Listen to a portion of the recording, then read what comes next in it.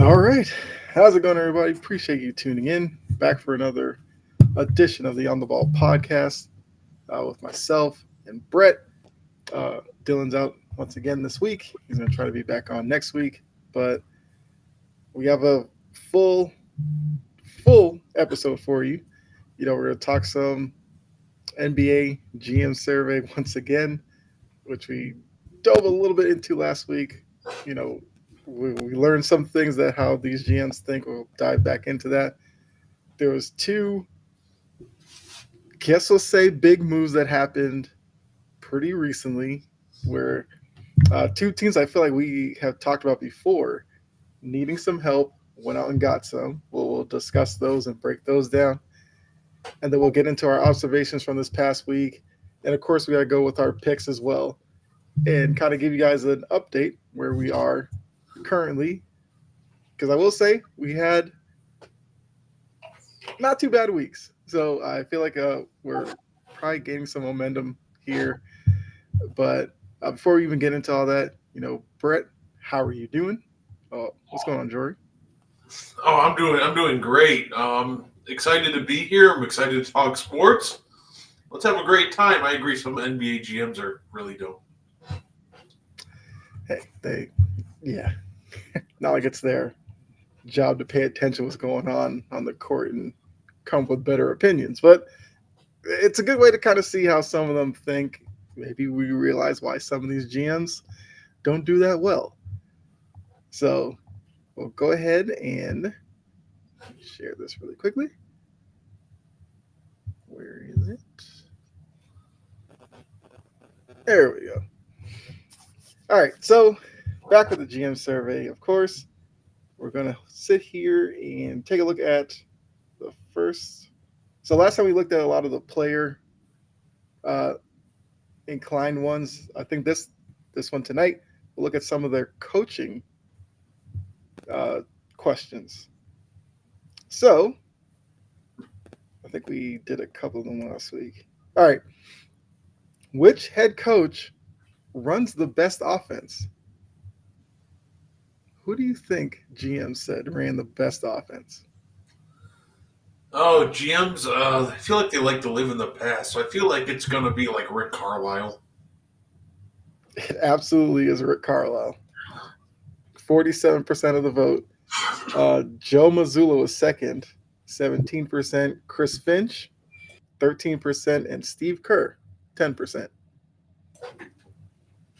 That's fair. I do think Rick Carlisle still runs a great offense, but I also know these GMs are like they like to vote for their older guys. So, but at the end of the day, it's well deserved. Rick Carlisle's offenses look fantastic in Indiana.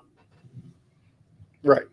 I mean, I guess it helps when Halliburton's up there in assists. They are one of the more of the higher scoring teams. So I guess we'll give them that one. I guess looking at the other side of the court, which head coach has the best defensive schemes? I feel like this has to be Spo. Once again, it is Spolstra, 23%. Chris Finch and Tom Thibodeau tied with 20%. Missoula, 17%. Dagno, 10%. Mosley, 7%. And Udoka, 3%. And Uh, Spolstra won it last year as well. I'll say Although that. the offensive coach, Mike Brown, won it last year. Oh, hey, fair enough. The defense one, it's kind of easy. It feels like that one could be Spo until the end of time. That man is just such a defensive genius, making Right. a lot of guys who just really, once they leave them, aren't NBA caliber players just look that amazing defensively. It's incredible what Eric Spoelstra does for Miami. Right. Yeah, I mean, they usually are up there in terms of team defense, so it makes a lot of sense. Uh, which new or relocated head coach will make the biggest impact on their new team? Which relocated head coach? Yes, or new head coach. Coach Bud, I'm guessing. 40%, Coach Bud. Yeah. Kenny Atkinson and JB Bickerstaff were second, 20%. Charles Lee 10%, Jordy Fernandez with Brooklyn 7%, JJ Redick 3%. Last year was Ime Udoka. JB Bickerstaff. I mean, I wonder what impact necessarily they feel he will make, but okay, I respect that. I feel like there's only one way to go in Detroit. Like it has to go up from there. So I think Detroit's going to be a lot of fun to watch this year. Actually, I've said it before. I said it again. I'll say it again. I think they'll be twice as good as last year. Now, granted, twice as good is 28 wins, and that sounds about right for Detroit. I think they'll be much improved under Bickerstaff. I mean, I thought Bickerstaff was pretty good in Cleveland. I guess I could see where look, you just have to figure eventually they're going to get a coach in there that's going to know what to do with the young talent that they have there. Because they just have way too many high picks that are sitting there for them to be as bad as they've been the past couple of seasons. I think the biggest difference between last year and this year, besides Monty Williams just not wanting to be there at all, is seems that way. Yeah, no, because I get it. The team was bad, but there's ways to make good out of a bad situation, and Monty just did not want to try at all. Mm-hmm. I think right. Not only will he be an upgrade at coach, but this year they actually have like NBA caliber spacing and not like 1960s spacing like last year. Mm-hmm. Guys like Harris, Beasley, once every 5 games of Tim Hardaway Jr. I think there's some real spacing there, and I think guys like Cunningham and Ivy can actually thrive and actually get to the basket now, and you're going to see a stark improvement in that offense. Yeah. I mean, I wouldn't hate it.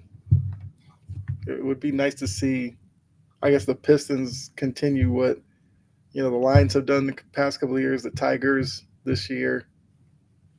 Why not? Okay. Let's see. Which team has the best home court advantage? This one I feel like is probably. I feel like you'll probably get this one. Best home court advantage? I know for years it was Golden State.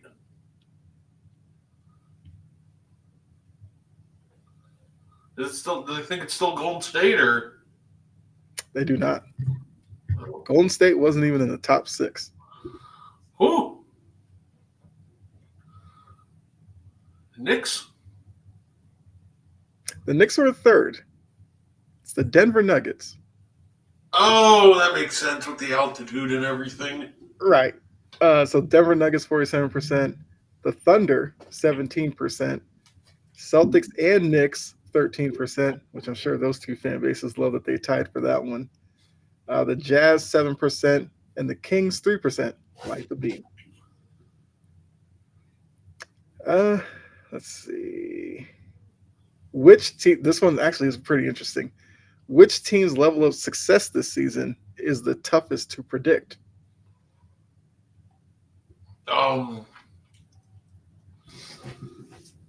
Phoenix Suns? They came in 4th. Dallas Mavericks? 5th. Number 1. I'm trying Los Angeles Lakers. What are we talking about? They're tough to predict. They're a play-in team that sneaks into the first round and gets knocked out again. They haven't been tough to predict in all the last couple of years. I mean, there are GMs that probably think, I don't know, maybe they're buying into the Bronny LeBron thing and they could be everywhere from top of the West. I don't know, because I agree with you. I don't know necessarily they're the toughest to predict. We know what that roster makeup is. We know how they're going to play. So, yeah. They would have to get insanely favorable matchups like 2 years ago for them to actually become tough to predict. But unless they get like everybody injured and really favorable matchups, this isn't tough at all. Like, I'm sorry, Laker fans, but I'm not buying that one. That's what they have it as. And they also have the Rockets and Pelicans tied at 13%. They have the Suns 10%, and then the Mavericks and Sixers 7%.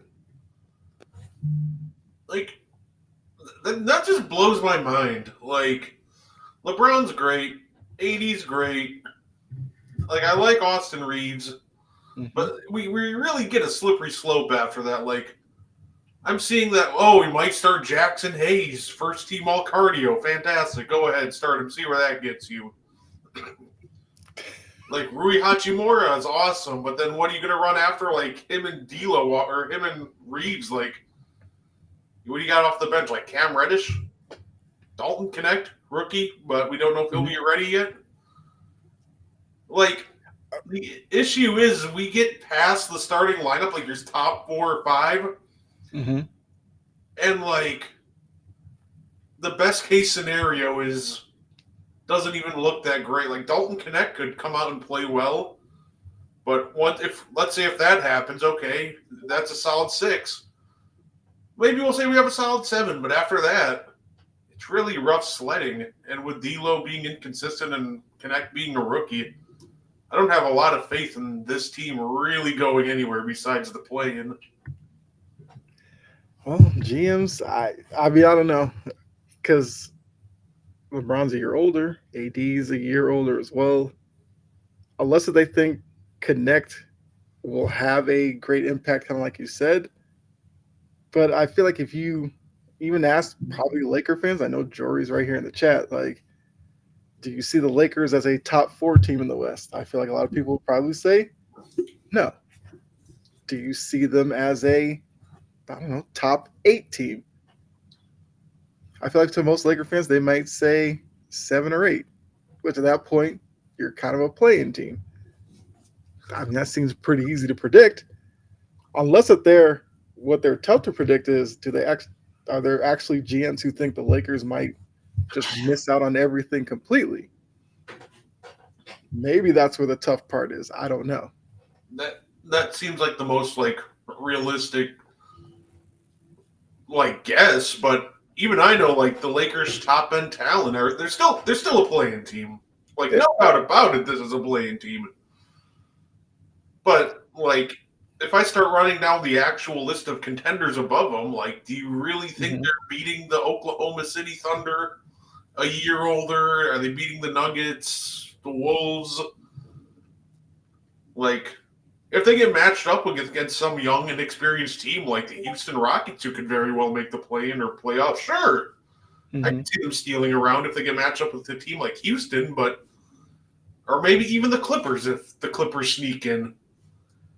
But yeah, this one's that is befuddling to me. I feel like there's other teams on their list you could probably argue as, like you said, Phoenix.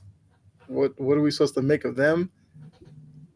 The Sixers? I know a lot of people love the Sixers moves, but I mean, obviously this was done before the Paul George aspect of it. But I think the Bucks are more unpredictable than the Lakers.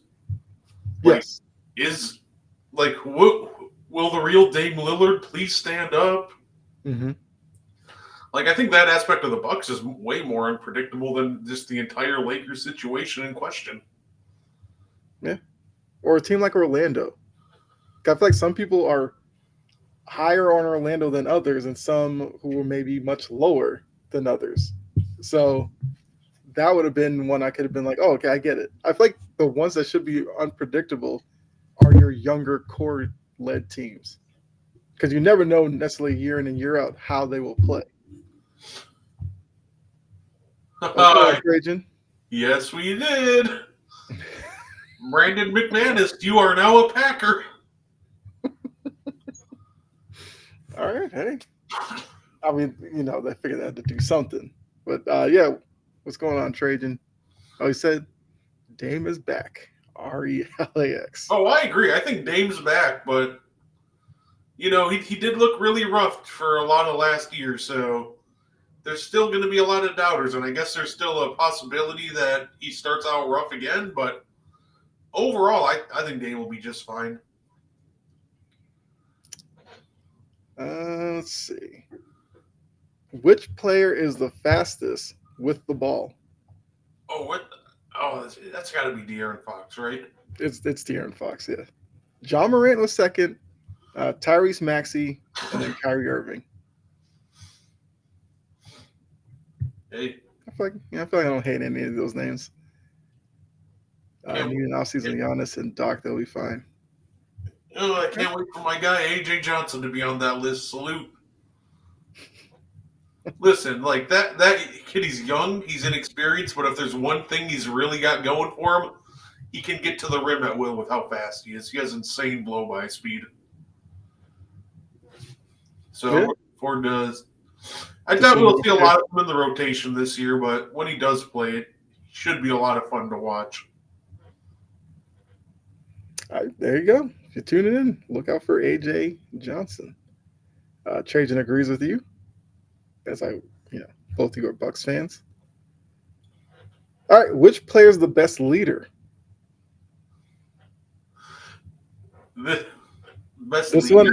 one, I think might get some people riled up. But yeah, Oh gosh, Chris Paul.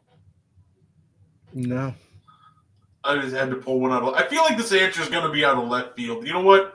Let's start with the obvious one. LeBron James. he was not number one.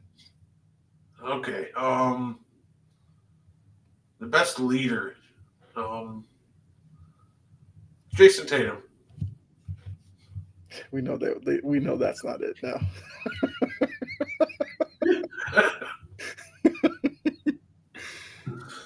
Number one, I think, might not be that bad, but there's a name on here that I feel like some fans will be shocked at how high they are. Oh, I'll tell you number one, Steph Curry. I overthought that one. That actually makes a ton of sense. Okay. Tied for second, LeBron James and Jalen Brunson. Tied for fourth, Drew Holiday, Nikola Jokic, and Chris Paul. Steph is number one, Trajan. So Steph is one. LeBron and Jalen Brunson are tied for two. And Drew Holiday's at three. Okay, that's interesting. Yeah. You know what? I'm thrown off by Jalen, but okay, yeah. Yeah, that's the name that threw me off as well. I mean, Holiday, I guess. I feel like most people looked at the Celtics. You might look at Brunson Jaylen Brown. Maybe? Brunson makes sense, but it just threw me off. I didn't expect his name to be on there for some reason. He is a leader, though. You saw him do it in the playoffs, but so I don't hate it. I didn't expect the name to be there. Yeah, hey, it definitely helps being in that New York market.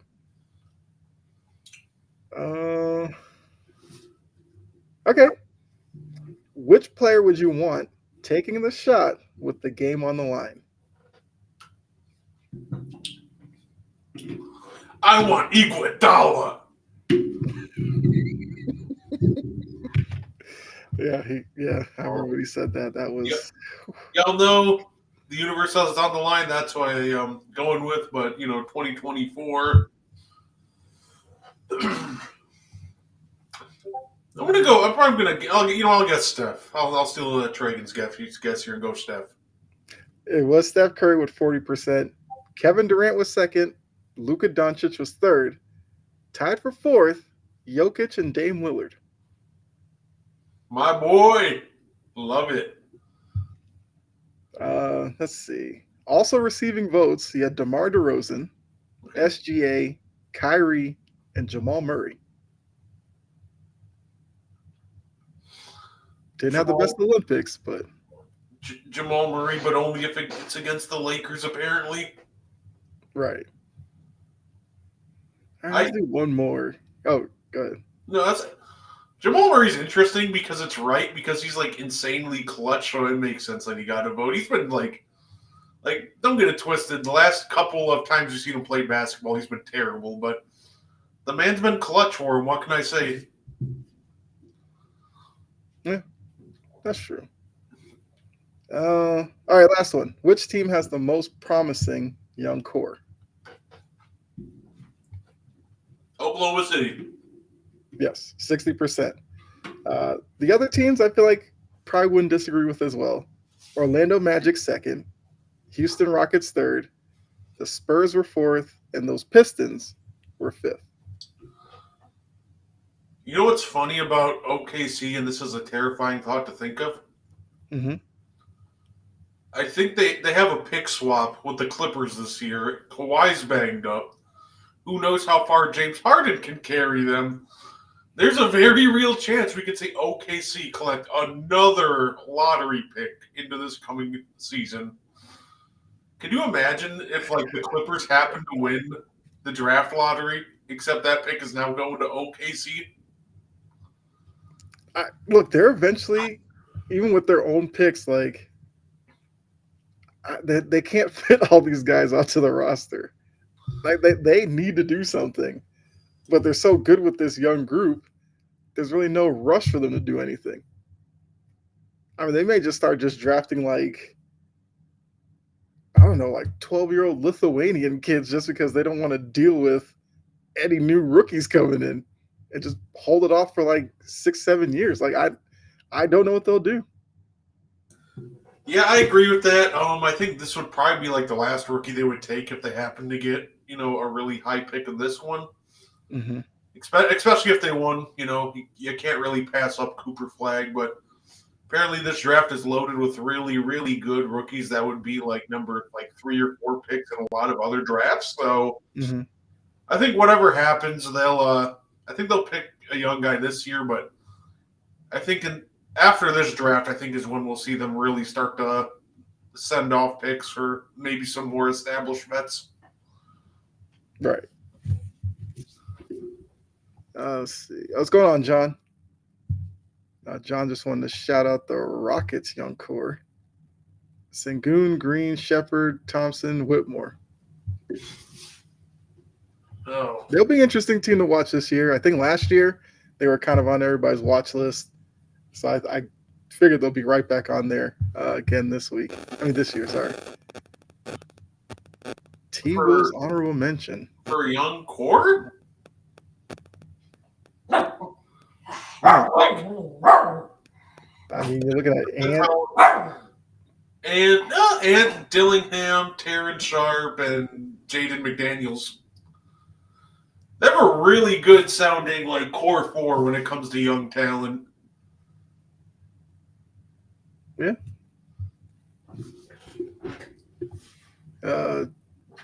Trey just shout out John, we're glad to see you up in here, John. All right, so let's go ahead and move on. Next topic. Let's see. All right, so John added in Nas Reed, Terrence Shannon. That's fair. I forget that Nas Reed is still really young. That's true. I didn't think about Nas Reed at all. I assumed he was probably 35, pushing 40. But no, he is still young. I'm just kidding. But yeah, so as I mentioned at the top, there was a couple of moves that happened in the NFL. Aaron Rodgers, they had their game against the Bills. The interception at the end, throwing it to Mike Williams, kind of ended the game.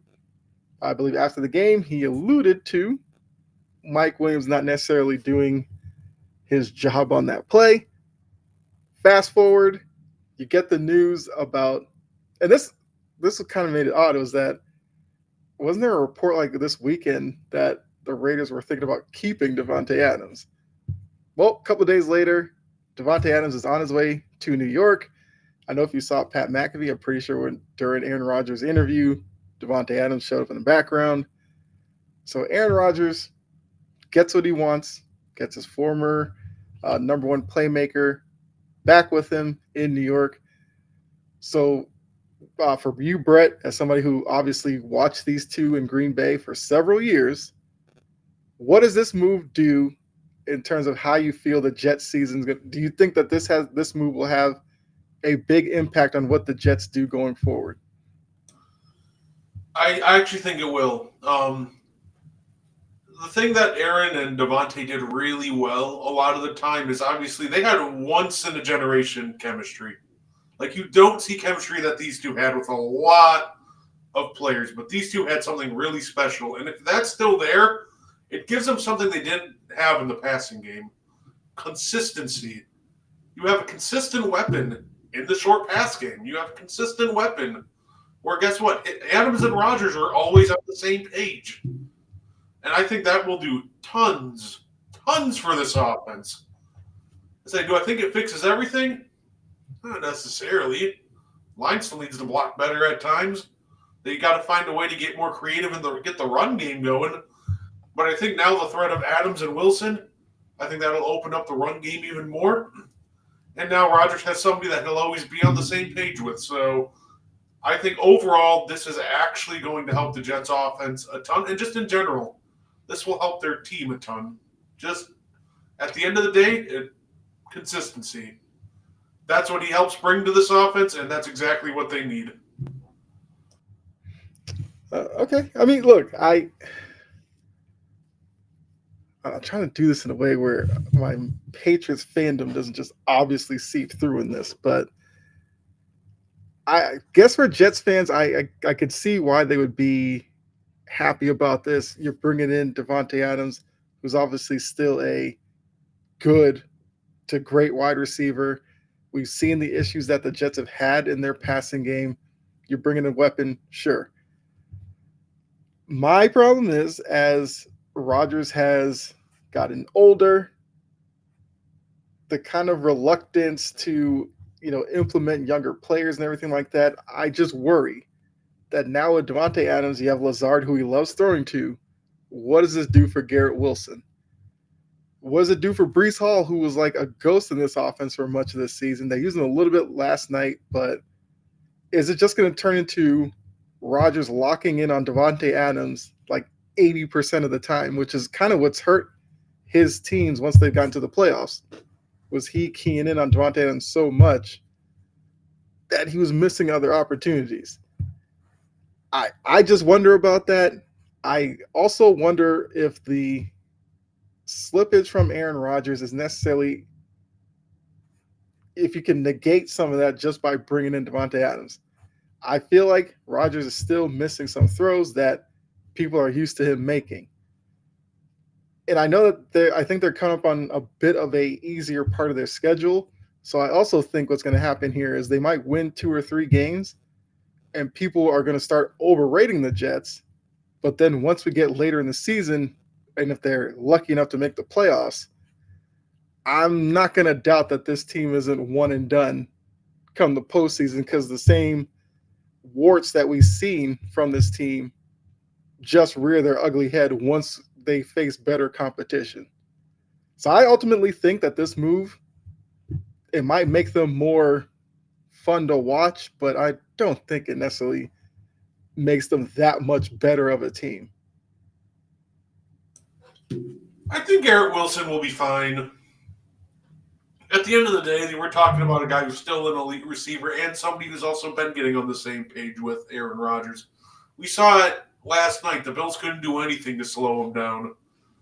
So that I do agree does tend to lock in on one receiver, but I think this will be a little different because he likes throwing to Davante. He likes throwing to Lazard. He trusts them both. And I think his chemistry with Garrett Wilson is getting even better. And I think he trusts Wilson, and it showed last night. So I think the odd guy out, as we saw, it's Mike Williams. And quite frankly, if you're replacing him with Davante Adams, that's not really that much of a loss at all. Right. Yeah, I mean, I'm not going to argue that at all. Like, if Mike Williams could dream about having the resume of Davante Adams, yeah, he would definitely take that. The one thing I'll say is I don't like the, optics of it that they lose last night. Rodgers makes his comments that were directed towards Mike Williams. And then today it's like, oh, Mike Williams is available for trade. They're not where they are because of Mike Williams. They didn't lose last night solely because of Mike Williams. Yes, Rodgers made that throw. Williams slipped. Johnson made a great play on the ball from Buffalo to get the interception. That one play is not why they lost. You could look at the field goals that were missed by Greg the Leg. You could look at maybe some other throws that Rodgers missed. You could look at the line not blocking consistently at all last night. Like, there's plenty of reasons why the Jets are where they are and that they lost last night. But it almost seems like they're like, we're bringing in Adams, we're getting rid of Mike Williams. That solves it. That's my problem with it. And like I said, I'm not trying to say like Mike Williams is, I don't know, Jerry Rice or CeeDee Lamb or something, but it just doesn't seem right the way that these moves are working out, and they're slipping in there that Mike Williams is now available for trade. No, that's fair, and I agree that Mike Williams was not the only reason that team lost last night. They deserved to lose. They were just very undisciplined all game. I hated a lot of the penalties that were called, but at the end of the day, both teams were undisciplined. That was going to be a higher penalty game. There's quite a few that were like, especially both roughing the passer calls were absolutely terrible. Mm-hmm. But overall, like, the Jets were undisciplined, and when they needed to, they didn't convert. 2 missed field goals absolutely ended up sinking them in the end. Did Mike Williams mess up on that last play? Absolutely he did. But that wasn't the reason why they lost. If you think that, didn't watch the whole game, man. You can't just blame one play for 60 minutes of football. That's just not how this works.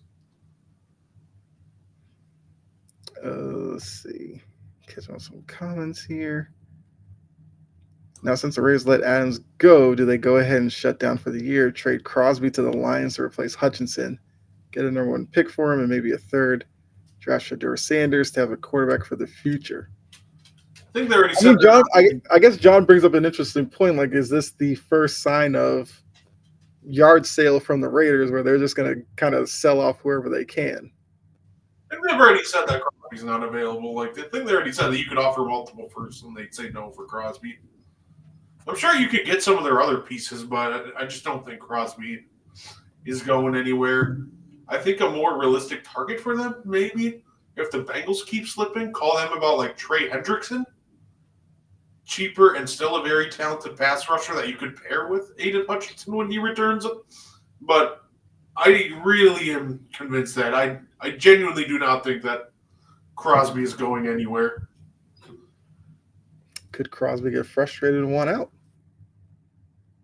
It's possible, but I don't think that happens this year, even. But I feel like by the time he gets fed up with everything, probably could happen after the trade deadline, and we're waiting until next offseason anyway. Then we can revisit those talks. Yeah, that's fair. John was just mentioning Hutchinson comes back, him and Crosby deadly combo, which Trajan has politely said no thanks as a Packers fan. I mean, that's fair. I mean, the Hutchinson thing, like, that was brutal to look at. So speedy recovery for that guy. Let's see. Crosby has said he and Adams are a package deal. Now that Adams is gone, I wouldn't be surprised he wants out. I guess we'll see. We'll see if that plays out. I wouldn't be surprised I guess I wouldn't be terribly surprised if he got moved next offseason. I just don't think it happens yet. Packers get Crosby to upgrade the pass rush. Yeah. Never mind. Trade Crosby. But only if he goes to Green Bay. Well, hey, if Crosby ever did become available, like, you couldn't name a team that wouldn't be jumping at the chance to possibly get him. What about the Lions go after Myles Garrett?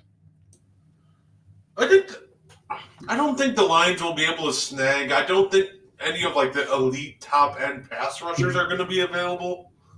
Like I said, I think if you look down a step and you look at someone like I mentioned earlier, like Trey Hendrickson of the Bengals, great sack artist, but not like one of the upper tier elite pass rushers.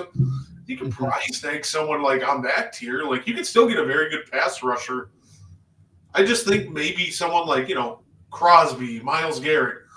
I think those guys are untouchable. I don't think you're getting any of those top tier guys, but I wouldn't be shocked if the Lions went out and made a move, like, not necessarily for an elite pass rusher, but like maybe like a step below or two, just a very solid pass rusher.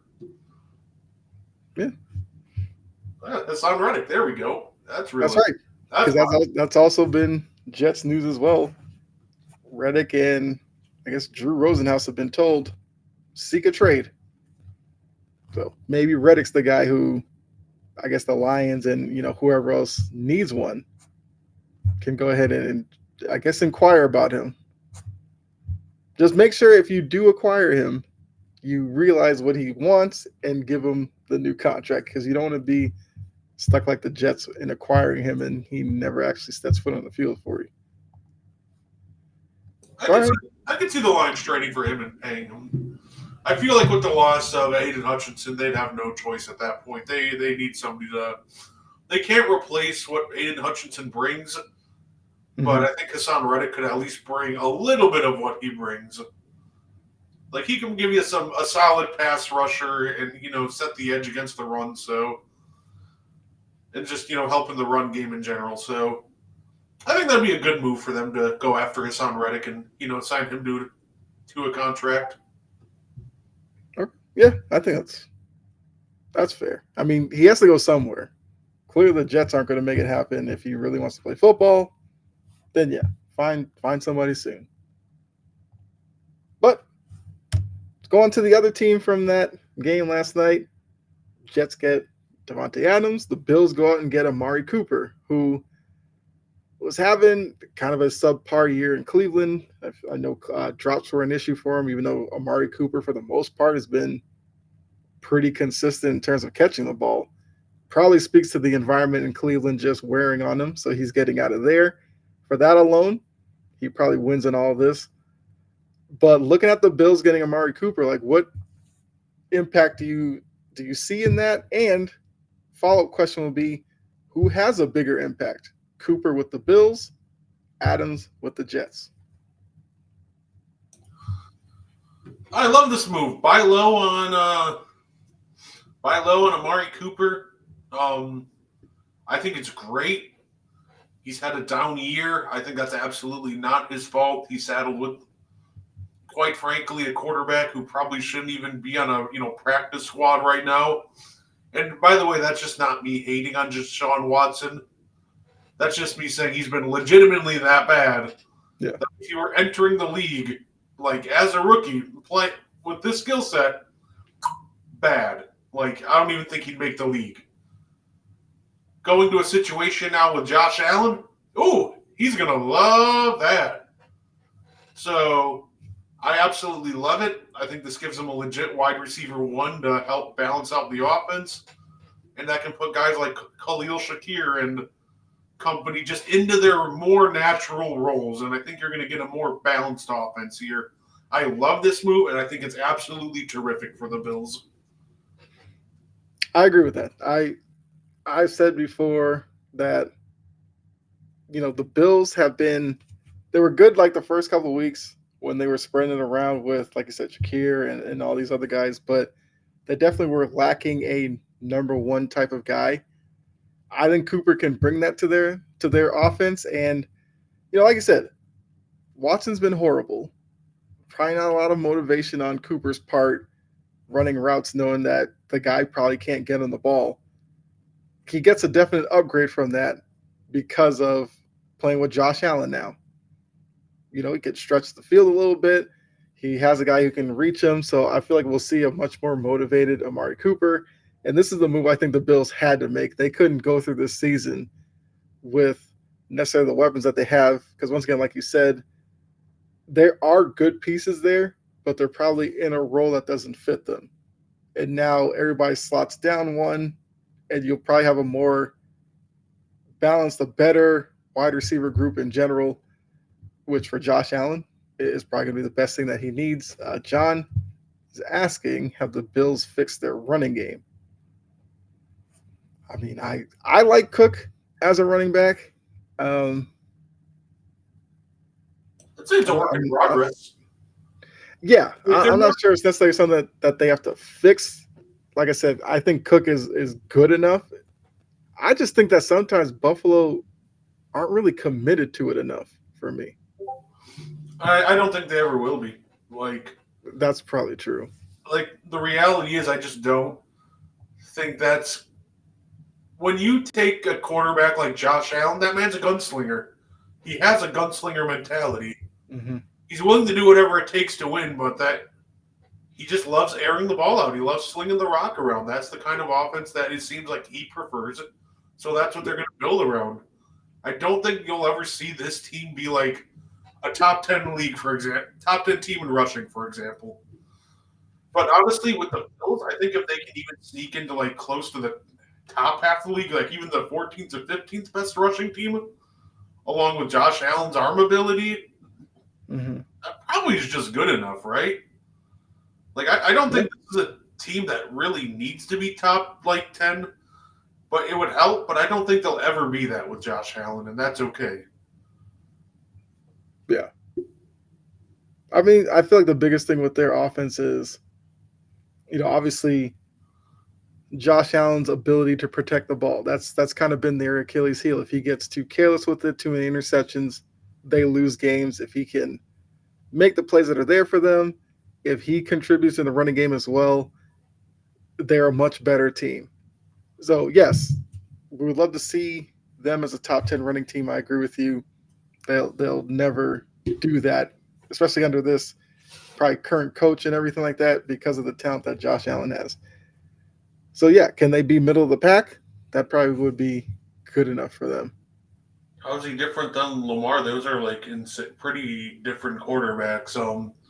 Josh Allen has an insanely stronger and just overall better arm than Lamar, but Lamar's just an insanely better runner than Josh Allen and can make cuts and everything that just Josh Allen can. Right. Like those two, they're like similar but not. Like they're both great dual threat quarterbacks, except one's got like a cannon of an arm, is just more wired towards throwing, and the other's just got this like run back agility and just this Michael Vick talent to evade people, and is more geared towards running. Like they're like the opposite ends of the dual threat quarterback spectrum. Right. That's yeah. Cause I was trying to think of like an analogy. Like Josh Allen would probably be. Nah, I was about to say he'd be like Derrick Henry of quarterbacks, where he's going to run over people. He'll stiff arm a guy or something like that. And I think you kind of hit it on the head. Like Lamar is more of your Mike Vick type, where yes, they'll get out in space. They're really good at doing that. You also don't want them taking too many hits because they're not the biggest guy. They're probably not the most durable. Where Josh Allen can take a big hit and he'll get up only because he's just that big of a guy. And sometimes I think he gets himself in trouble when he does that as well. Because once again, some of these guys who are in the secondary or in the linebacker group, like they can hit. And there's probably going to be a time that Josh Allen's going to take a hit that he doesn't get up from. Obviously, I'm not wishing that on him, but yeah, they like you said, they're similar yet slightly different, which kind of makes them vastly different. It's kind of weird. Lamar has longer stats than Allen. What Yeah, I don't know what that. more yards per game and better? But that makes sense because also it's a contrast of the offenses that they're in. The Ravens have built this offense to be more of a run first offense, which defenses tend to load the box, giving Lamar Jackson just a lot easier, throws, just higher percentage throws. I said longer throws. He meant to say Lamar has longer throws than Allen. While Josh Allen, since he spreads the ball around more and just is more pass happy, you're going to see a lot more just straight pass coverage out there. They're going to send a lot of dime looks and defensive backs. So overall, I think it's just a contrast of the formations that they're seeing, the defenses that are running, because you're running two vastly different defenses to stop the Bills than you are the Ravens.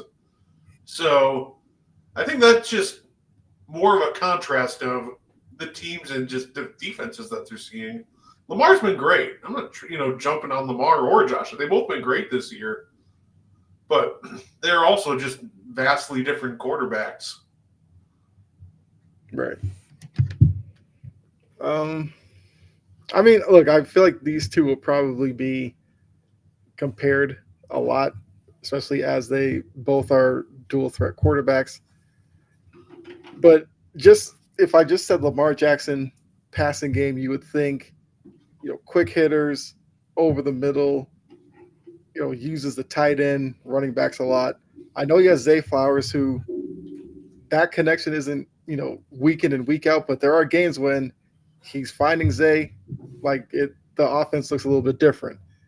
Josh Allen, you're thinking 5-step drop, airing it down the field, even though the numbers may say Lamar has longer throws or whatever.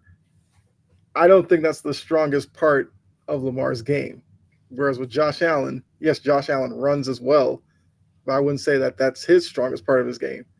The strongest part is, like you said, Brett, is his ability, the strength of his arm to make throws that I don't think Lamar consistently makes.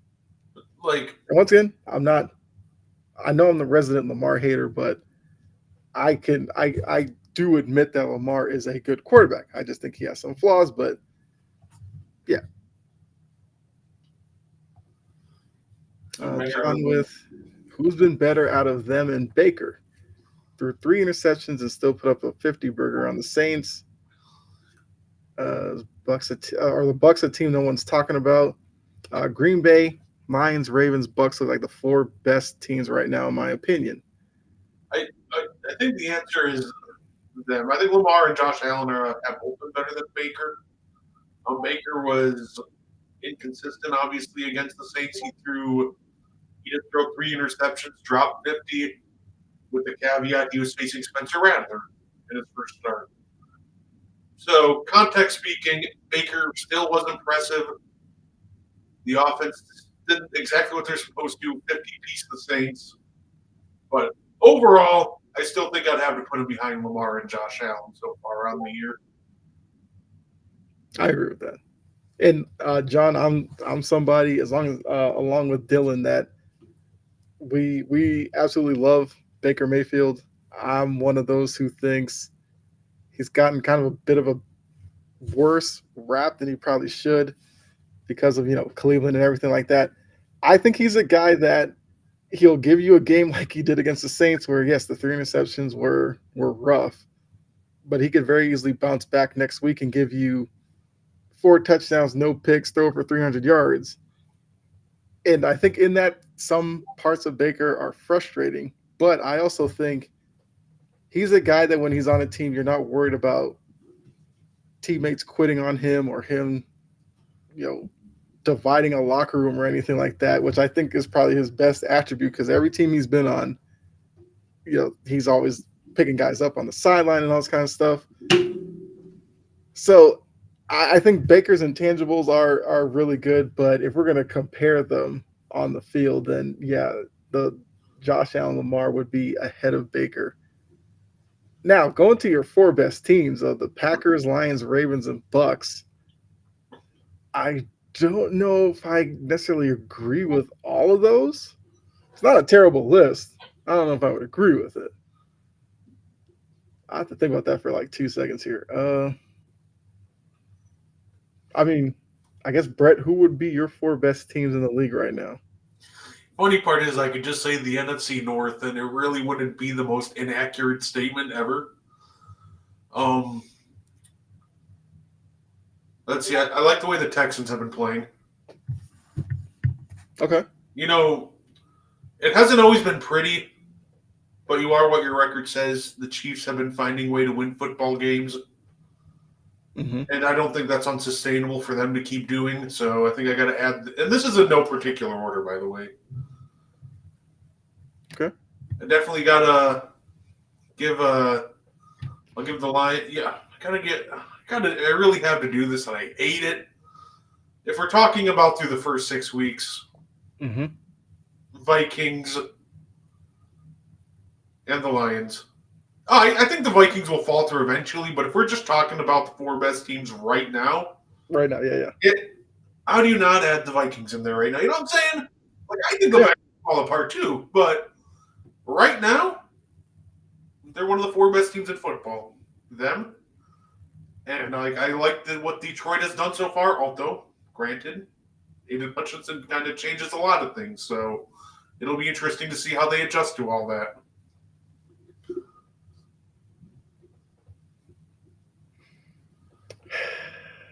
I think for one, I can't leave the Chiefs out of the four defending champs. They're undefeated, so I'll give them that. I wouldn't say they're the best team in football. I think they're top four. I agree. The Vikings, because of that defense as well, I would have them top four. I have been on the Texans, wagon, I guess, for a couple of years now. I thought they started off pretty slowly. I did watch them against the Patriots, obviously. They look like a team, talent-wise, they're really well put together. I kind of think they're about to go on a run of better play. I would have them up there. My fourth team.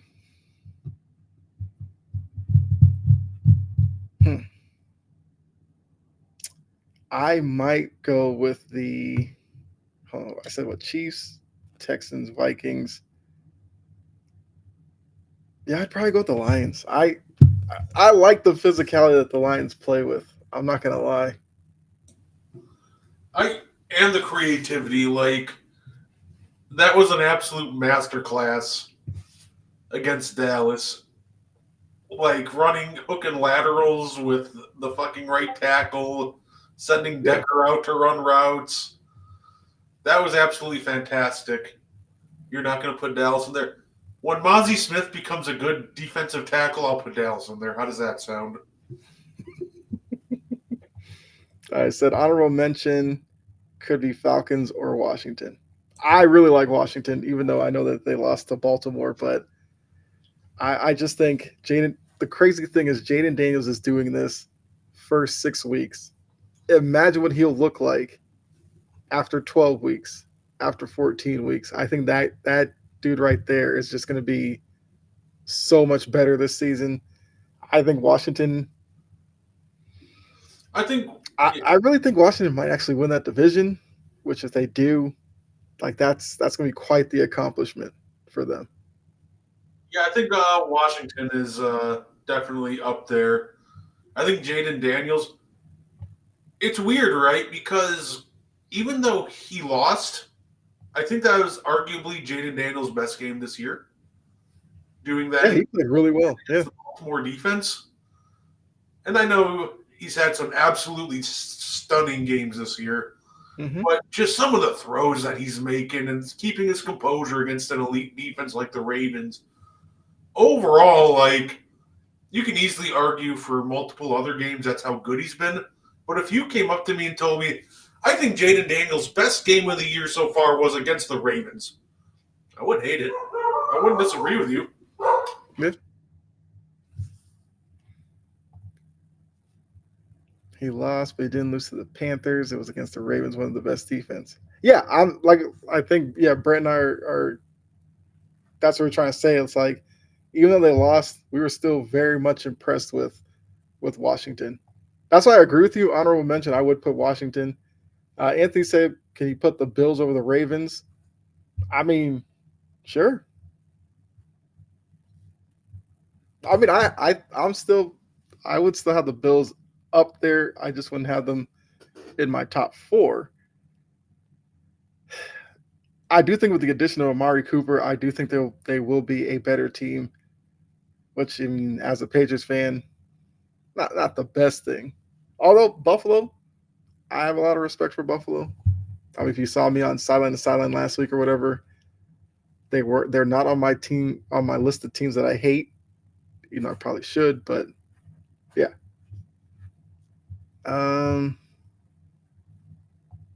John, I figured this was coming. So. You know what? We'll put this up with this one. Week 5 observations. So John's asking, how do I think his boy did it this weekend? Told you it was time. Had no line. Probably looking at another 80 yards and less interceptions.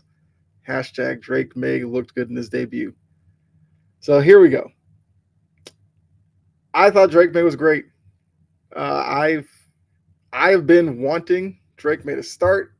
I mean, Brett and Dylan can attest to this. I've said week 7 all this time. I was a week off. So I've been expecting him to start. I kind of thought he was going to look better than some would because there were some Patriots fans who were worried about him going up against the Texans team that can really pressure the passer, which they did. And he took some hits, but he got up. He also made some plays. There's 3 or 4 plays alone that he made that if he did nothing else, I would still give him a passing grade. The 40-something yard touchdown to Booty, which we haven't seen that as a part of the Patriots offense since Brady left. The scramble, I think it was like a third and 8, and he scrambled for like 12 yards up the middle. I thought he showed great poise in the pocket, despite what was going on around him. I also think with the O-line had an up and down day because there were some plays where the O-line actually held up decently well for him. But yeah, I thoroughly enjoyed his debut. I think he will be much better off against Jacksonville because of last week. And also, if you look at the quarterbacks who have gone up against Houston, Drake May had second best day, I would say. Sam Darnold probably had the best performance against the Texans defense. I think Drake May had the second best day of any quarterback against them. That's impressive despite O-line issues. Some people still have issues with their wide receiver group. You didn't have Ramondre Stevenson either, your lead running back, and he still put up the numbers he did. So, John, I know you've been all about Drake May for a while. I was as well. I don't know why you think I'm not. Like, I loved the pick to begin with. I just didn't think he was going to start until next week. That's it. I don't know if you caught much of Drake May's performance, but what'd you think? I would say I predicted him to start it later in the season too. I think I predicted him to actually start. I predicted him to start actually against the Titans, but then I thought, well, that's an away game. They might wait till home. So then my next guess was December 1st against the Colts, give him the last 4 games of the season. Mm-hmm. I thought he was terrific. If anybody thought that Drake May was the problem that last game, just block them because they're stupid. We're talking about Drake May. By the way, if you just didn't show me Drake May's numbers and you showed me the rest of the teams and I look and I see Antonio Gibson running 13 times for 19 yards for 1.5 yards a carry, yep, I would think Drake May threw like 1 touchdown, 4 picks, and just got absolutely killed back there. Yep. But he was composed. He made stuff happen. 3 touchdowns to 2 picks. I thought he was really good. Obviously, he's got some things to work on, like every rookie does. That's okay. Mm-hmm. Overall, he exceeded expectations for me. I thought he was awesome, and I can't wait to see more of him next week. Yeah. I think the biggest thing, energy in the stadium and around the team.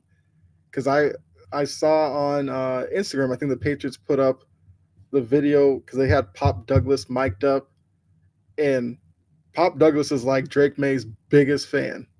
And you've seen the connection between the two of them, which gives me even more optimism for the rest of the season. Because Pop Douglas has been a guy that was really good last season. He's probably the best wide receiver they have right now.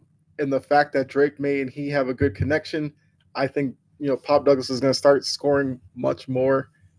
So I think that alone made it perfect as well. I think the guys on that team love the fact that they have somebody who can make plays that, unfortunately, Jacoby Brissett just could not do. So now guys are running routes knowing Drake May might actually get them the ball. I think that's invaluable right now. And I think some of these Patriot fans as well, like you said, Brett, and I'm sure John has seen them online, who are acting like Drake May didn't have a good game. I don't know what they were expecting.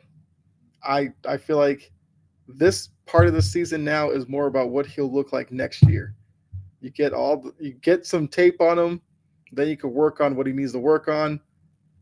But yeah, he looked way better than I thought. I was expecting like maybe 2 touchdowns and a couple of picks, And even he said the first interception was like on his first few throws, he air mailed it a little bit.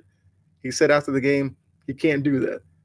So he already understands where he needs to work on. But yeah, I thought he was great. I gave him like a B plus grade, only because there were some plays he probably could have made that were out there. But with everything going on with no running game, he was great.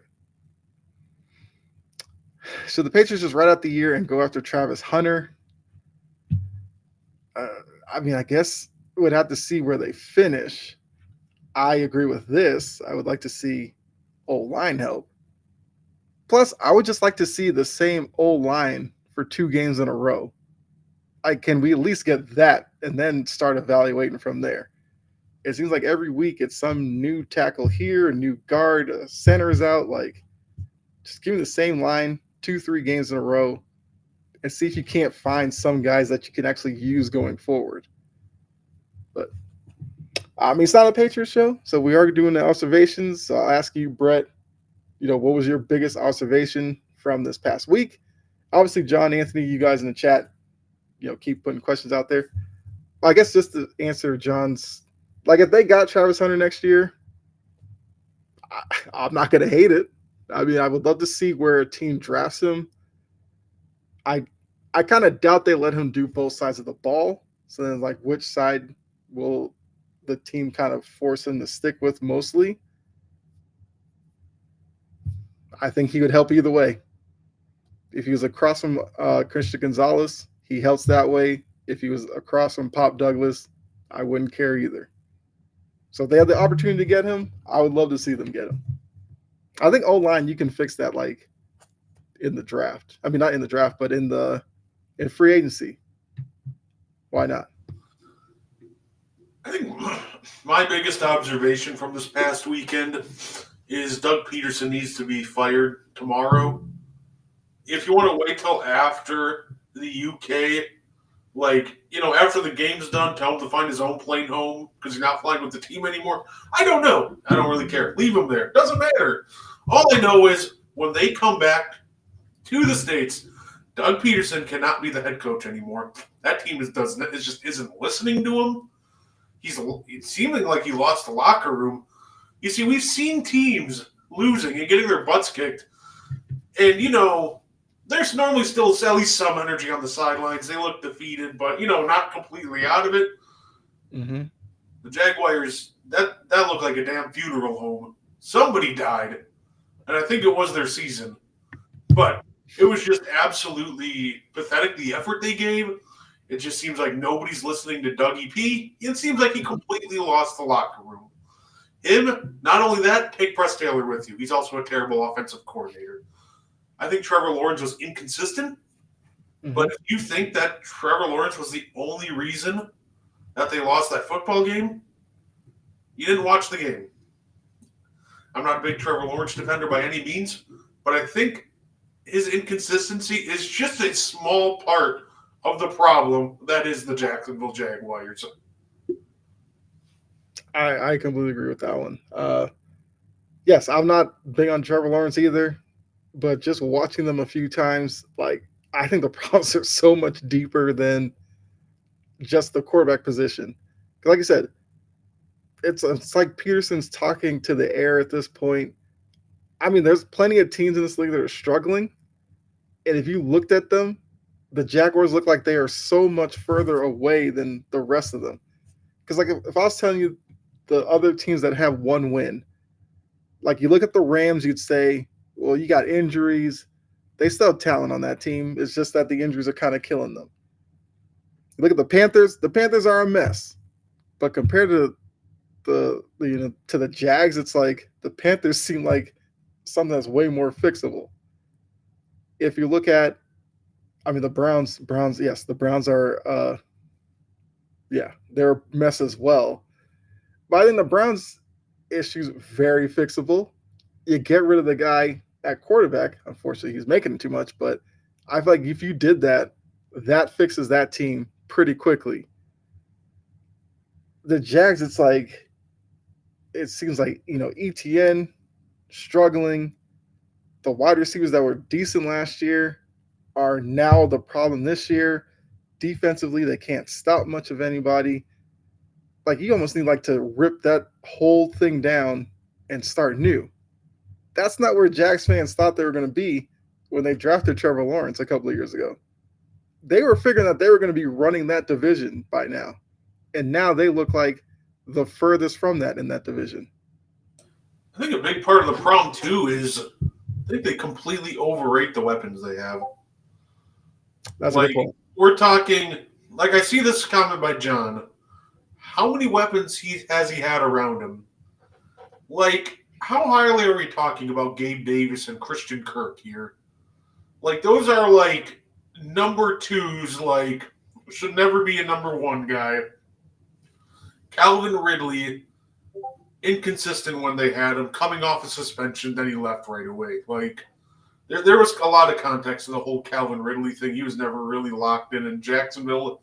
That could also be coming back to coaching, rust, Travis Etienne.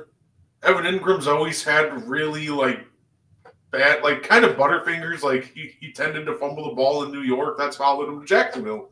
Very talented. Kind of has a little bit of a turnover issue. I'm not saying that these are all terrible options, but let's be real. We're parading a lot of number twos, expecting one of them to step up as number one options, and it just doesn't work out like that all the time. I think maybe Brian Thomas can emerge into a number one option, but that's a next. I like him. Yeah. I think that's a very realistic option. But right now, watching guys like Gabe Davis, Christian Kirk parade around as number ones when they're not. Calvin Ridley was never a number one option when he thrived the most.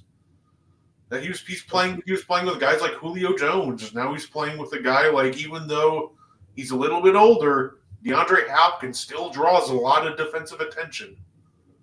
So I think part of the Jags' issue is, and this is probably what they're hoping from Thomas, they need a true number one X receiver that can win these battles on the outside.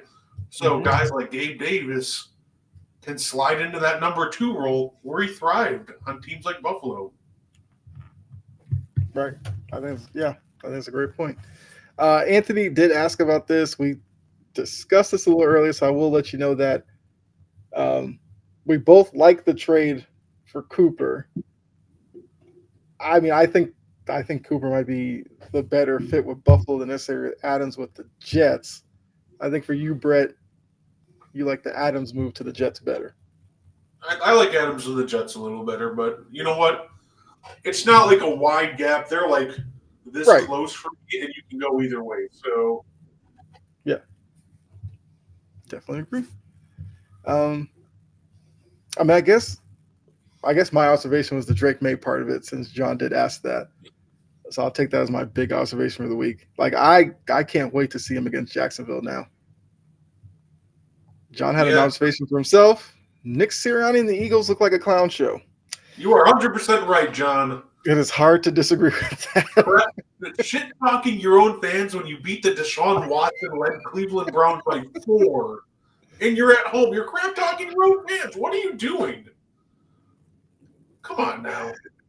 That was It's almost like Sirianni knows he's not going to make it past this season, so he's doing like the I don't know if you're a Seinfeld fan, but when George was trying to get fired by the Yankees, and he like went in, grabbed like Babe Ruth's uniform, dropped strawberries all over just to get fired.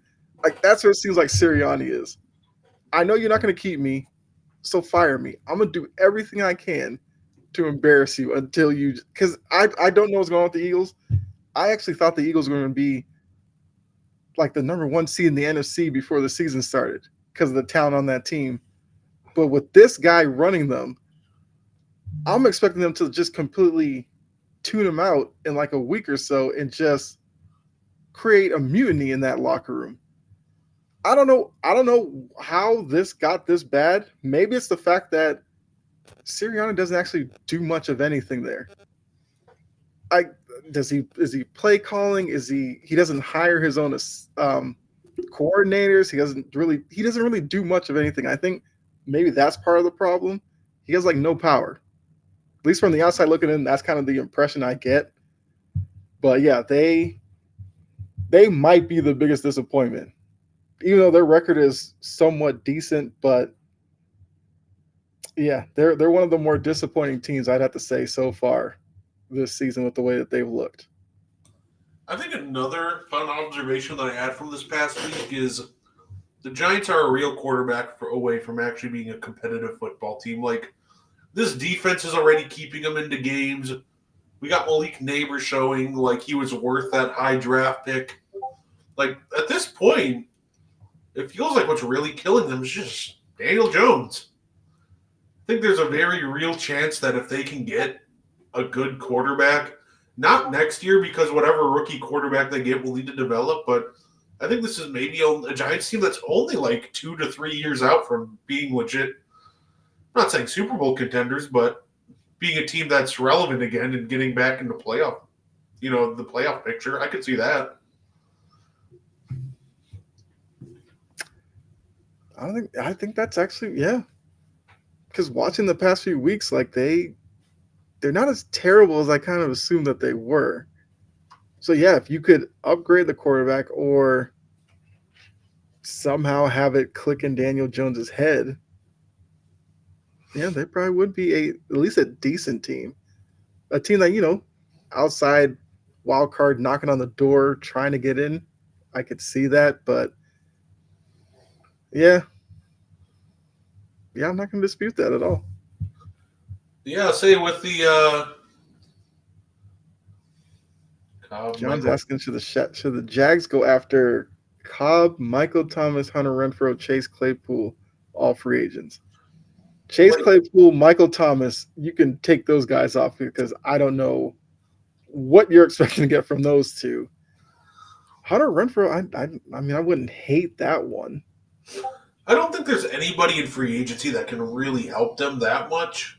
Like, Hunter Renfrow's fun because he was such a great route runner last time. I think Michael Thomas is just cooked at this point. I think his ankles are done. Chase Claypool, moving on from him. I think your best bet is to hope that Brian Thomas develops into that top-tier wide receiver you're hoping for. If not, next time one of them becomes available, a good – maybe the Packers have like 4 good wide receivers, but they can't pay them all. Maybe you can steal one of them and hope they develop into one.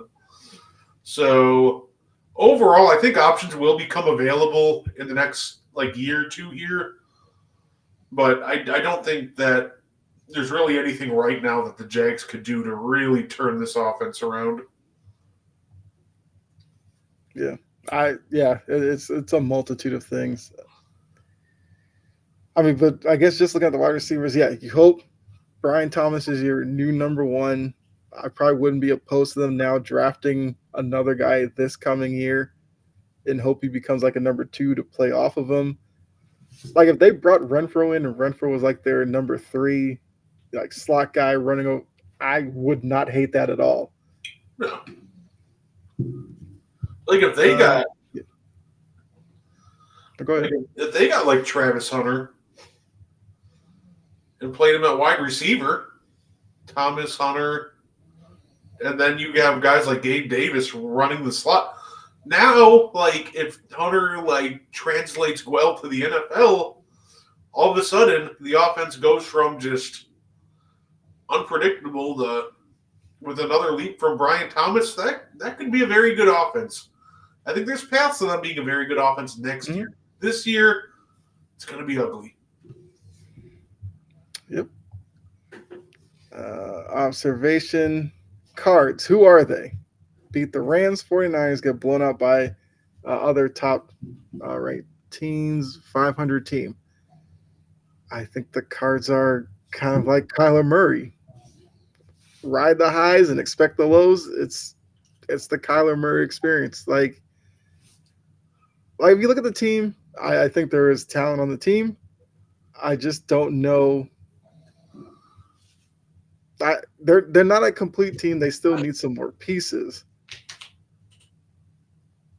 I guess what you'll say is that they're probably going to be a below 500 team, but a team that you have to take. Like you're not going to go up against the Cardinals and play like a C-level game and beat them. because they could very well beat you because they have playmakers.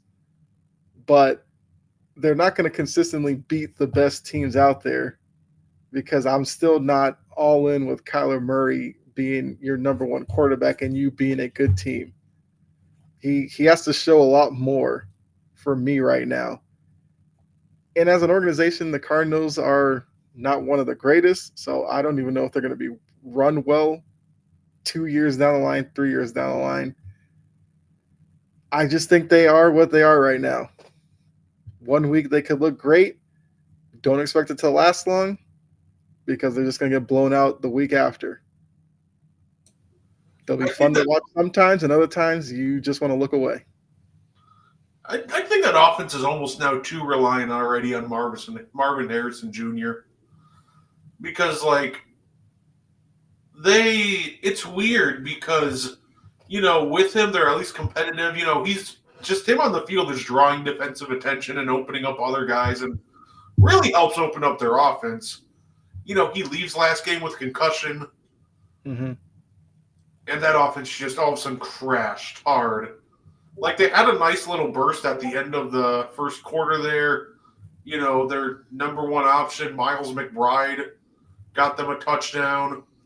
And then they got a very lucky pick on Jordan Love where the receiver fell over and got a field goal. But that is it. They had a minute and a half burst where they looked like they were going to make it a game. Mm-hmm. I just think they need more playmakers on that offense. I don't think you can trust James Conner to be a consistent playmaker in the year 2024 anymore. And I think they have some decent pieces, but I think you need to go out this offseason and get a high-end number 2. You need somebody else that this offense can trust. Yeah. I think that really plagued them. Defensively, they can just be had. Like, Matt LaFleur and the Packers just kind of exposed them really badly. They didn't handle a lot of the motion stuff well. Granted, one of the touchdowns you can argue was a little bit of luck involved with Jordan Love throwing way off his back foot, just throwing up a floater into one-on-one coverage and Romeo Doubs just winning. Mm-hmm. But I just think that at the end of the day, this is a slightly below 500 to a 500 team at best. The offense is inconsistent. The defense is inconsistent. I think inconsistent is just the best word to describe the Arizona Cardinals. I think that actually does put it perfectly. I was trying to think of a word to put. Yeah, they're just inconsistent. This season, they can use as sort of a base to build upon. Whereas I think maybe like a couple of years ago, there's some questions about Kyler Murray. How do you move on from him? Like, would he completely start over? I don't know if they necessarily need to do that, but build off of what you have. And yes, maybe you upgrade over James Conner, even though I think Conner's averaging like 4 yards a carry or 4.5. I think he's usable, but I don't necessarily want him as my. He probably works better in a tandem backfield. I know they have Trey Benson or whatever there as well. So they're okay. They're not great. They're not terrible. They're just not a really good team right now. Anthony said, John said first about Kyler Call of Duty working out for them.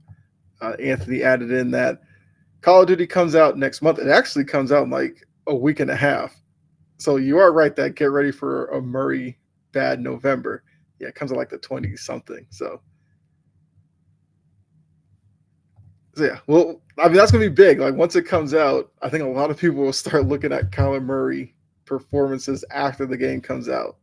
And I swear, if he takes like a nosedive off a cliff once the game comes out, there's like no hope for him.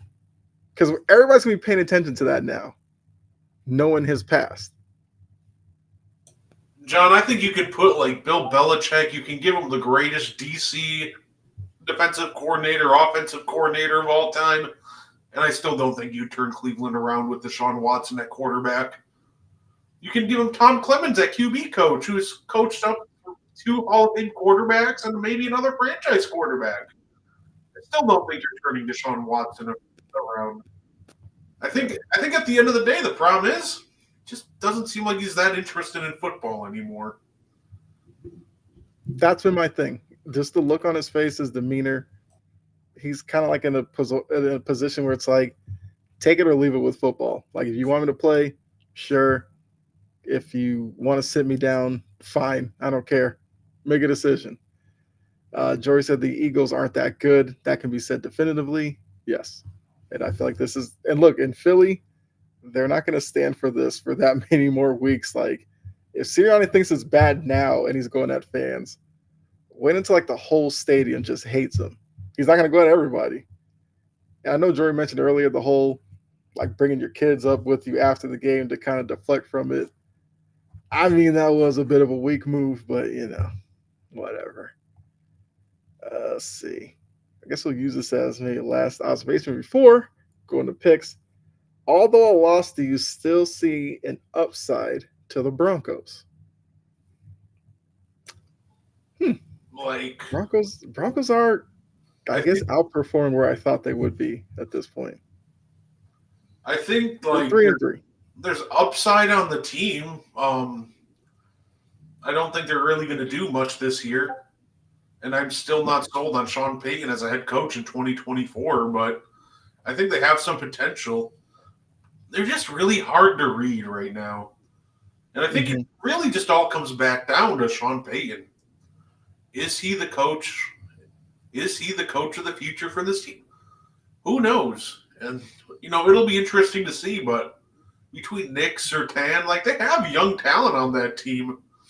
But I don't think there's upside this year. I really don't believe in Sean Payton as a coach this year, and I think that'll be something to monitor going forward.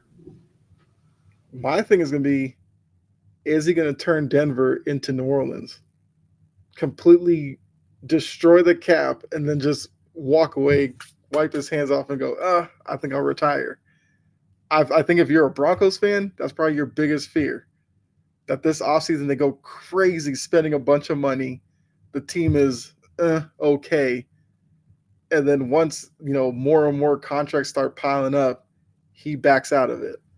So in terms of an upside to this season, I mean, I guess seeing the development of Bo Nix gives you a reason to think maybe there's some upside.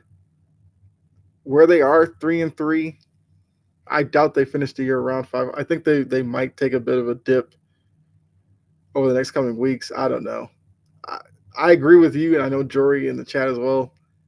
I just can't put my faith in Sean Payton. Just because, like I said, what he did with New Orleans, that New Orleans is still trying to dig themselves out of. John said give Watson a 2-week vacation. I made that joke like 2 weeks ago. Say he has a hurt hammy and just give him 2 weeks to go away. And you know what? Of course he's not with it because Deshaun Watson, he's getting paid $72 million next year and $72 million the year after that. The owner doesn't want him bench. The owner wants to see him play and obviously succeed, but the owner wants to get his money's worth. So you're going to keep seeing Deshaun Watson unless he does get hurt. So problem is, will Stefanski be there once the 2 years are kind of up and they could move off of him a little bit easier? Does Stefanski make it to that point? No. I probably feel like no, he doesn't. So for Stefanski, he might as well just go rogue, pull him. Like, what's the owner going to do? Fire you, even though he probably will anyway? Why not?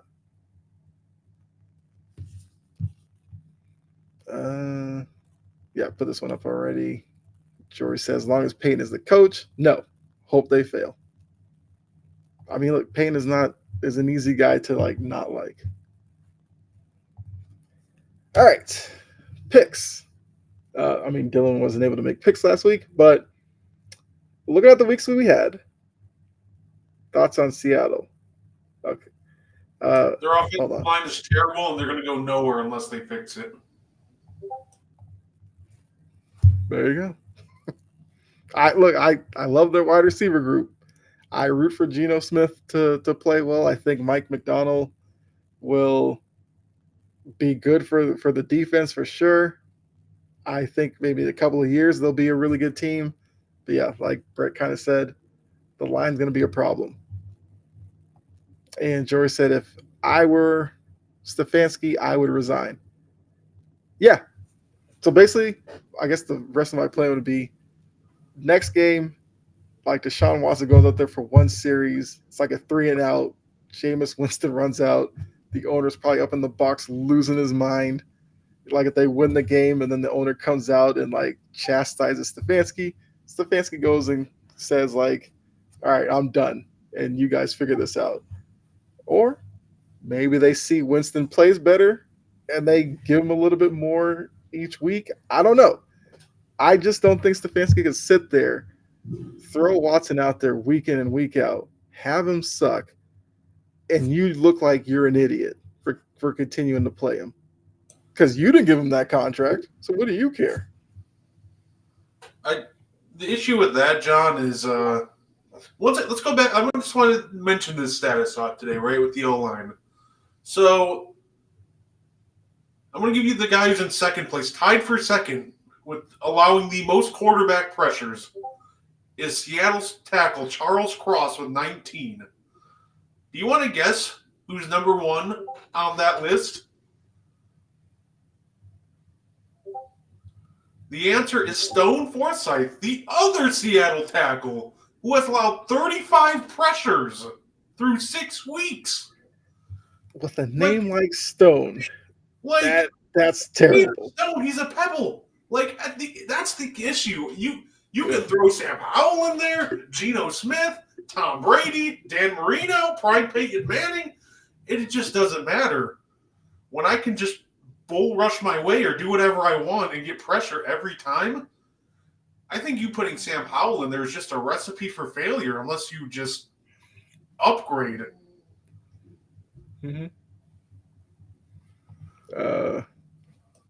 Let's see. Need to put Sam Howell. Okay. I think Pittsburgh will make a trade and trade away one of their quarterbacks before the deadline. I think it's heading that way. Yeah. This was my biggest concern, bringing in Russ and Justin Fields, especially when Russ gets hurt. Justin Fields played well. Now they're already talking about bringing Russ back into the fold. So now if Russ goes out there and plays well, if you're Fields, it's like the job was taken away from you, even though you played well. I don't know if he's going to necessarily be the best backup quarterback to have in the locker room, because there may be some guys who are Fields guys, while there may be some who are Wilson guys, and then that becomes a problem. So I think one of them, if not I think before the deadline, because Russ is only there for this year, I believe, anyway. So it's not like they're going to wait till the offseason, because at that point, Russ would be a free agent. So I guess if Russ plays well, you would think they probably would move Russ then, because Fields is under contract, I think. Or Fields is at least younger. So I think Russ might be the one who ends up getting dealt away.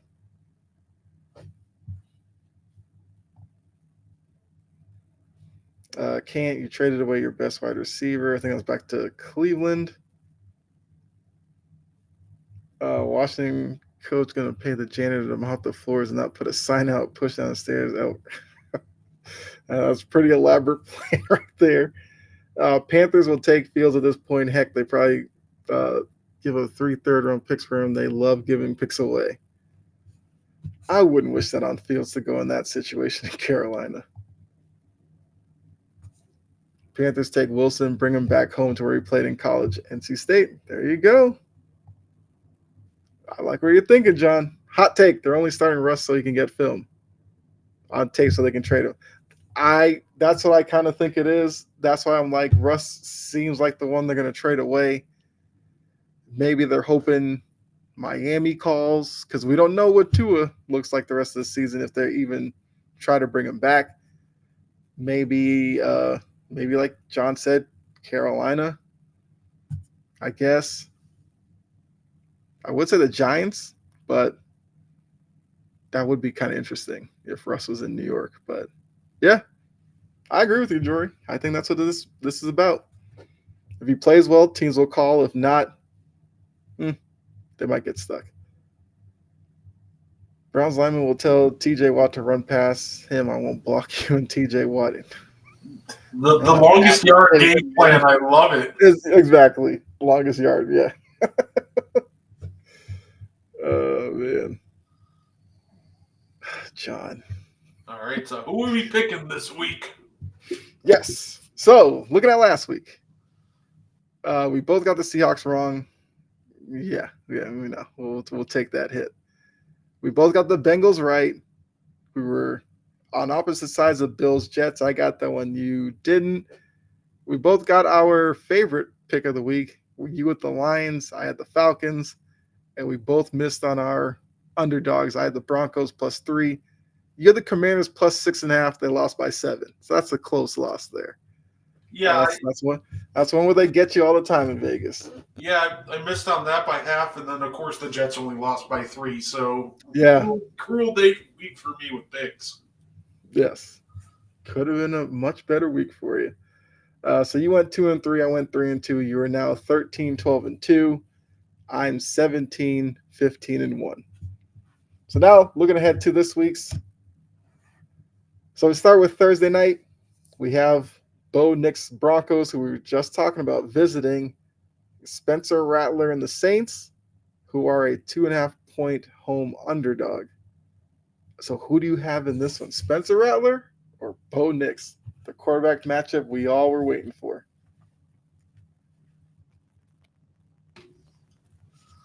Oh, this is the absolute battle of mid. Give me the Saints. I thought Spencer Rattler actually looked fine. You know, he was able to lead the offense to put 27 points on the board. Yeah, you know what? I'll roll the dice on the rookie. I'll take Spencer Rattler and the Saints in this one. All right. Well, this break kind of the stretch for Thursday night games that have actually been pretty decent. Will this one be a good one? I don't know. I think it'll be like both teams are so like mid and like evenly matched. Like this might actually end up being a very good game. I kind of think it's gonna so be like too. one of those like 9-8 games or something weird, or just some random shootout that nobody saw coming. So you have the Saints. Yeah, I think Rattler wasn't too bad, but I'll take the Broncos on the road, only because why not? It's a weird year. Go with the weird pick there. Sunday night. Now this game a little more interesting. You have the Jets with the newly acquired Devontae Adams going up against the Steelers. I mean, we don't know the starting quarterback, but is leaning seemingly towards Russ Wilson, I guess. How did the Jets do against that Steelers defense? And if Adams can show up there and that they play well, it'll probably make you feel a little bit better about how the Jets are doing. But how do you see this? Heinz Field, loud crowd. Do the Jets get it done? I think they do. I think we have I think this will be fun. I think this will be I don't think it'll be a high score game. I don't think it'll stay. I don't know. I feel like one team will crack 20. I feel like this will be like one of those like 23-17 games. I'll take the Jets to win and to cover. And I think the big issue is Russ. You're bringing him in. He hasn't seen any action yet. We don't know how the chemistry is going to look with the offense. Because he didn't really get that much work with them before he went down with an injury. So I think the big difference is going to be the Steelers' offense just being off. That's fair. I'm tempted to go Steelers here. My thinking is the defense just makes it such that it's a low-scoring game, which I think would obviously favor the Steelers if they keep it close later on. I'll go with the Steelers. I have a weird feeling. I mean, plus 1.5. That means I'm probably picking the Steelers to win this. Sure. If they get a defensive touchdown, then yeah. Neither team will get over 100 yards in the run game. Well, yeah, I mean, the Steelers have Najee Harris, who, that's not happening. I agree with that. I'd be shocked if either do. I think Brees Hall have a better chance, but I doubt the Steelers defense allows him to go wild. Well, so far the first two we have differed on our picks. We're back to two Monday night games this week, and I guess just to let you guys know, first game's at 8, second one's at 9. The second one is on, I believe, ESPN Plus. All of the Manning cast will cover both, I think. That's what they said last night, which they normally don't do when they have double headers on Monday nights. They normally don't do it at all, but it looks like they're going to try to cover both. But we have the Ravens coming off of the win over the Commanders in the Beltway matchup or whatever they call that. Go up against the Bucks team that, they just hung 50, like we said earlier, on the Saints. Baker Mayfield had a very up and down game, which you figure if he throws 3 picks against the Ravens, they probably wouldn't win. But how do you see this one going? I'll take the Ravens to cover this one. I think Baker Mayfield has one of his, we see a little bit more bad Baker than good, and I think that's not necessarily a test to Baker this game. I think the Ravens defense just really steps up, and Lamar is able to take advantage of a couple of Baker turnovers and cover that spread. So give me the Ravens.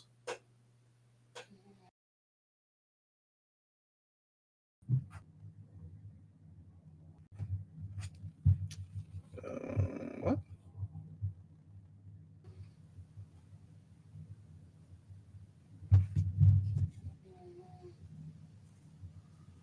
But yeah, Ravens all the way, baby. Go Featherheads. I'm trying to think. Part of me is like, could the Bucks defense come up with a plan that not only stops Derrick Henry but boxes in Lamar Jackson? Or does Lamar Jackson have some crazy rushing game against them? This one's just kind of tough.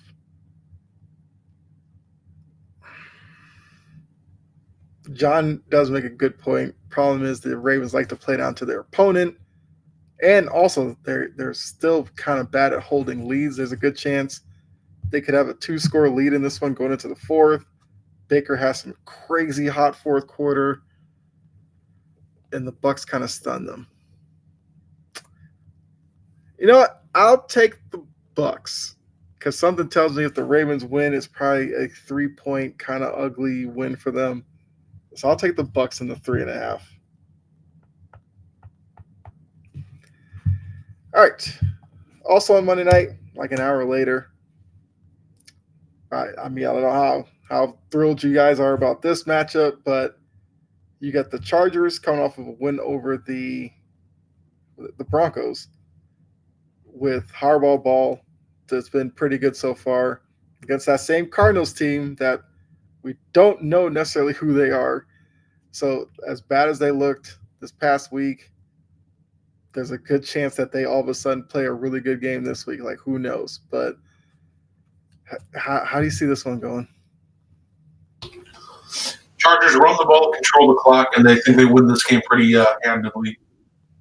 I'm not sold on the Cardinals. Chargers are interesting this year, to say the least. I think they win and they cover. Yeah, this is the first one we're going to agree on. I got the Chargers as well. I like what they're doing. I like what Harbaugh is doing with that group out there. Especially if, like, Harrison doesn't play, then, yeah, don't expect much from that Cardinals offense. All right. So now the rest of our picks has some interesting lines here. Teams on a bye. We only have the Bears and the Cowboys on a bye. So the Cowboys can't, I guess, disappoint their fans this week. Although they probably will find a way to with something in the news. But looking at some of these other lines, you have the Patriots and Jags starting the week. We'll start Sunday off over in London. Jags are a 5.5-point favorite in that one. We have, Dylan, we're here. His Seahawks against the Falcons. Falcons are a 3-point favorite in that one. Got the Titans at the Bills. Bills are a 8.5-point favorite. The Bengals are a 6.5-point favorite as the road team against the Browns. Texans against your Packers. Packers are a 2.5-point favorite. Got the Dolphins and the Colts. Colts are the 3.5-point favorite in that one. You got the Lions against the Vikings. Vikings off the bye, 2.5-point favorite. Eagles are a 3-point favorite over the Giants. Raiders are heading over to LA to face the Rams as a 7-point favorite in the Rams. The Commanders are a 7-point favorite hosting the Panthers. And the 49ers are a 1.5 favorite hosting the Chiefs. So now at this point, we're each going to pick our favorite team, the team that's favorite in their game that we think are like a lock to cover, and we will take our underdog team. So who are you picking for your favorite and your underdog? My underdog, Patriots over the Jaguars. The Jaguars are coming down at the seams. I really think that the Patriots not only cover, but I think they win that game. And I promise I'm not just sucking up to you, Kyle. But oh man, this is tough because I keep eyeing up that Panthers and Commanders because I feel like that's a very good lock to have. The pie over Dallas. But that 7.5 kind of. I'll still do it. You know what? Give me for my lock Commanders over the Panthers by 7.5. Okay. 7.5 always kind of scares me, but screw it. They'll beat them by two scores. I have no doubt about it. I have to look at the numbers. I feel like the Commanders cover pretty often. I think it's a good place to go. Panthers, aren't that good of a team. Commanders have shown that they can put up points. Why not? I obviously would have gone with that Patriots-Jags one. I was shocked that the Jags are a 5.5-point favorite with the mess that they're in, especially looking at the way the Patriots offense looked last week. But hey, why not? So I guess for me, my favorite, I will go with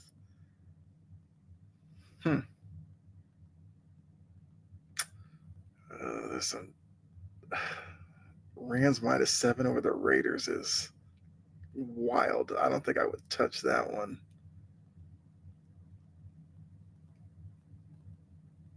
I'll take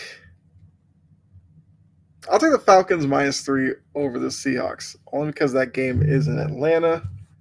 I feel like worst case, I get a push out of that, and they win on some last-second Younghoe Koo field goal. Yeah, I'll take that one. Falcons are obviously a better team at home. I think they'll be going for their 4th straight win. So Kirk Cousins doing his thing there. Underdog now. This is where we get interesting.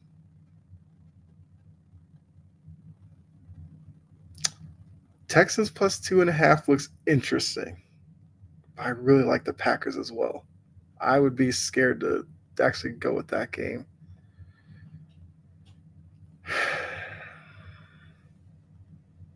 Giants +3 over the Eagles. If that happens, and if the Giants were to take out the Eagles, you might have to put Philly on watch. Like they may burn that city to the ground if they lose to the Giants. Nick Sirianni going into witness protection if they lose that game. Yeah. That would be interesting. I'm definitely not going to take the Browns +6.5 against the Bengals. I thought about that one as my favorite as well. I could see Bengals going off in that one. I really want to pick Lions-Vikings, but I'm so afraid of that game because both teams are playing well right now. It's a tough week. You really have to take a chance on someone. Yeah, I have to take a chance on one of these. Yeah. I was kind of surprised the Niners were a favorite in that Chiefs game. But I don't even want to take the Chiefs +1.5 either. So I will go. Okay, I want to take the chance here, even though I like both of these teams. I think I might do the Texans +2.5.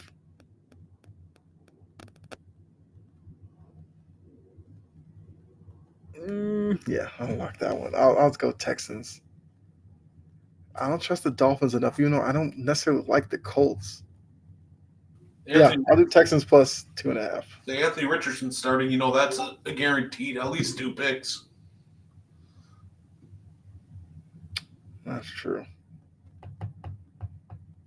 I feel like we're going to come back next week, and that's probably going to be the easiest one that neither of us took. As Dolphins Johnson just blow them out by like 30, and nobody expected Right. anything. Or maybe Richardson starts, stinks it up, and they bring in old Joe off the bench. And Joe rides in and gives them the win. LOL 2, maybe 4. Yeah. Richardson's a guy you just don't know. He may throw like 3 60-yard touchdown passes, and that might be enough. Like, who knows? But all right, so those are our picks. So once again, Brett's taking the Saints. I got the Broncos. You're taking the Jets. I'm taking the Steelers. I'm taking the Ravens. I'm taking the Bucks. We both have the Chargers. Then for your your underdog, you got the Pats against the Jags, and then your favorite Commanders against the Panthers.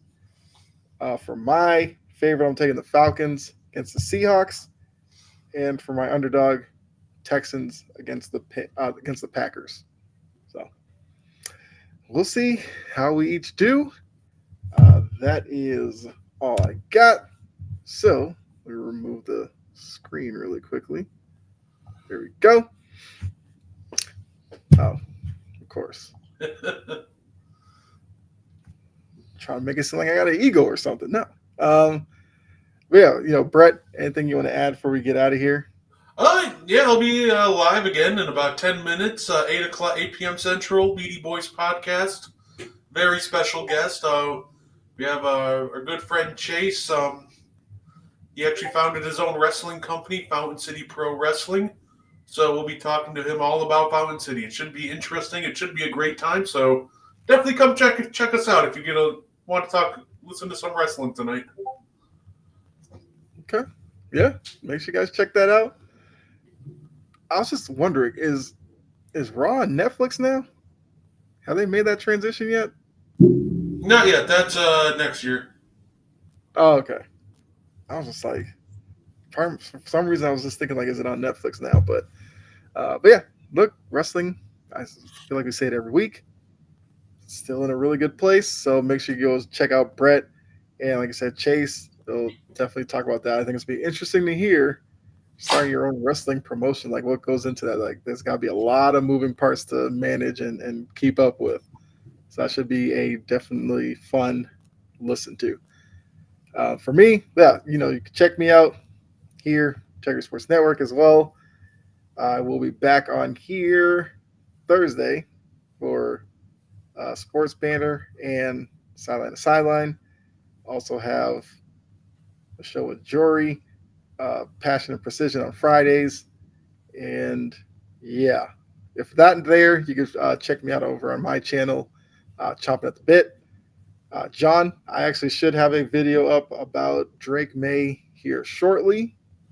I did a short or a TikTok about him as well. So I'm just going to expand upon that. So I guess you should definitely look out for that. I'm sure you may have something to say about what I have to say about Drake May as well. So appreciate all of you in the comments. Hopefully you guys come back next week, Tuesday, 7 p.m. for another edition of On the Ball podcast. Like I said earlier, hopefully Dylan will be back next week. We'll have our full complement, and we'll get you caught up with everything that happens in the NFL. I guess next week will be like opening night or night before the NBA season, so we'll give you our predictions for how the NBA season will play out. So make sure you tune in for that. That will be a lot of fun. Does Brett have his Bucks winning the title next year? Absolutely. Am I going to predict a repeat for the Celtics? We will see next week. But until then, you guys enjoy the rest of your night. Go check out Brett here in a few minutes on Meaty Boys Podcast. But yeah, we're gone.